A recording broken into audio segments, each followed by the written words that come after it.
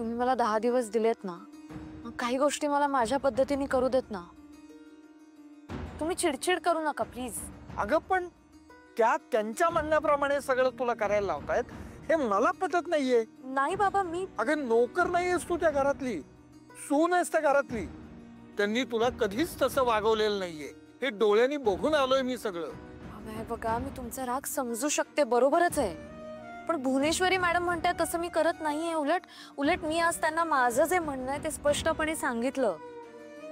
मी त्यांना सांगितलं की शाळा बंद करण्याचा तुमचा जो निर्णय आहे तो मागे घ्या. आणि त्यांनी मला शब्दही दिला बाबा. त्या मला म्हटलंय मी आता शाळा बंद करणार नाही. तेव्हा मी त्यांना म्हटलं मला नुसता शब्द नकोय, मला सविस्तर सगळं लिहून द्या. अगे त्या काय लिहून देणार तुला? असं काही करणं त्या शक्यच नाही. बाबा त्या लिहून द्यायला तयार झाल्यात. आणि एवढंच नाही, त्यांनी आज स्टाफची फुलपगारे सरांची माफी सुद्धा मागितली. काय?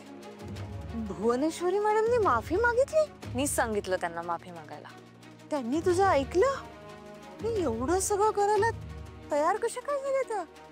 अगे इतक्या सहजासहजी सगळं करायला त्या तयार झाल्या ना, म्हणजे त्याच्या मागे काहीतरी कारस्थान असणारच. नाही बाबा, हे बघा, आत्ता भुवनेश्वरी मॅडमना बाबांशी लग्न करायचंय आणि ते लग्न व्हावं म्हणून त्या वाटेल ते करायला तयार आहेत. अहो मला बाबांनी फोन करून सांगितलं सुद्धा होतं, जेव्हा भुवनेश्वरी मॅडम तुला भेटतील तेव्हा तू तुझ्या मागण्या त्यांच्या समोर मांड आणि जोपर्यंत त्या मागण्या पूर्ण होत नाही तोपर्यंत घरी परत येऊ नकोस.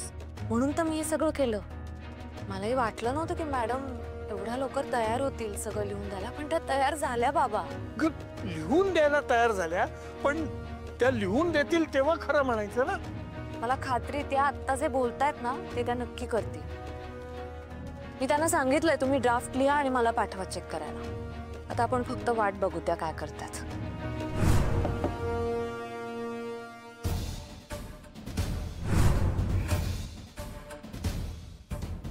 अक्षरा मॅम. हो मीच. बोला ना.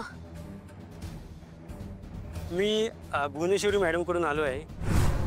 त्यांनी आम्हाला एक नोटीस ड्राफ्ट करायला दिली होती, तीच घेऊन आलो आहे. तुम्ही एकदा चेक कराल का बरोबर आहे का ते?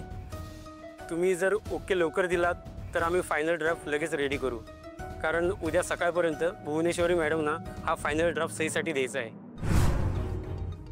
हो चालेल, मी बघते लगेच. ओके, तुम्ही लवकरात लवकर बघा आणि आम्हाला कळवा.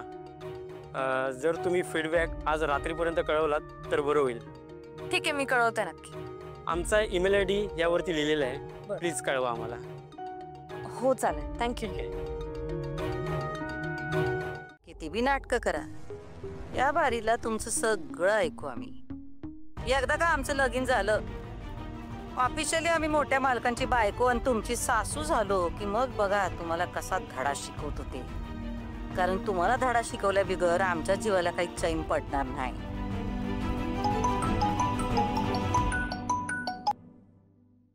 बोला वकील साहेब. मॅडम, काम झालं. अरे वा, आत्ताच अक्षरा मॅडमकडे ड्राफ्ट पाठवलाय. चांगलं केलं. आणि मुख्य म्हणजे वेळेत काम केलं. मॅडम, तुम्ही एखादं काम सांगितलं आणि ते वेळेत पूर्ण करणार नाही असं कधी होईल का? तेवढा विश्वास आहे आमचा तुमच्यावर, म्हणून तर आम्ही तुम्हाला हे काम सांगितलं होतं. बरं, आमच्या सुनबाई काय म्हणल्या? त्या वाचून त्यांचा फीडबॅक कळवतो असं म्हणाल्या. आहे का आता अजून फीडबॅक? त्यांना सांगितलं ना, हो लवकर द्या तुमचा काय तो फीडबॅक. हो मॅडम, मी सांगितलंय. त्यांनी मला फीडबॅक दिला की मी लगेच तुम्हाला कळवतो. हा ठीक आहे, जे काही करायचं ते लवकर करा एवढंच आमचं म्हणणं आहे. मॅडम, तुम्ही टेन्शन नका घेऊ. उद्या तुम्हाला फायनल पेपर मिळेल.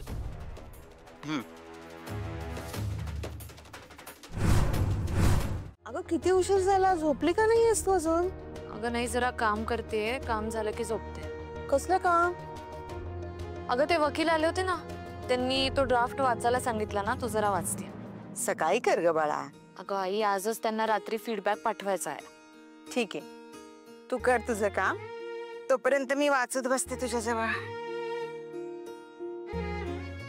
अगं तू झोप की. अगं मला कुठली येते झोप? एक 10-15 पानं वाचते म्हणजे येईल आपोआप झोप.